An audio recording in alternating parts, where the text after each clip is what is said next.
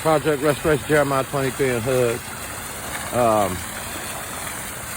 Where we're at, Moses, my servant is dead.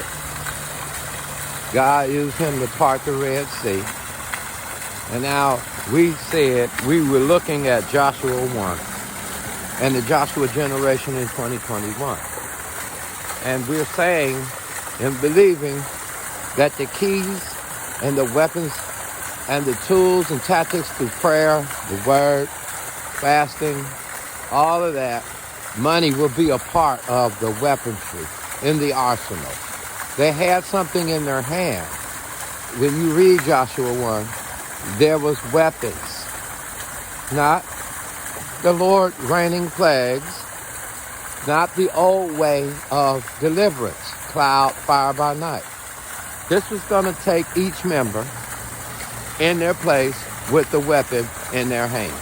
And if you were comfortable on one side, you had to go help your brothers on the other side. What was the principle they were fighting for? Equality. Now, what has been stolen, and now I want to speak directly to African American churches. What has been stolen is the equality thinking in the area of finance. We're pitching like CEOs almost. You know, work for the company, which is God. God will pay you. That's true. We have came this far by faith since Martin Luther King.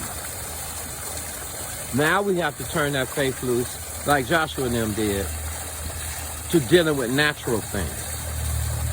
With the spiritual force of faith through the empowerment of the Holy Spirit, which will set our hearts far from the fear of I'm not going to have enough if everybody in my congregation start helping each other. Fear is what overcame, was the mark of leadership with Martin Luther King. He had to conquer his inner fears. And Jesus said, it's so simple, a grain of mustard seed faith.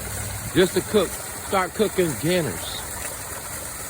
And someone might have been hungry in the local church. You can start with, has anyone got gas this week to get to work? You can go, what about bald tires? What about disabled elderly and so forth and so forth and so forth. And then on that momentum, Joshua begins to take ground through the collective body. You are Joshua. Now you go together, helping each other with bills, debts, housing problems.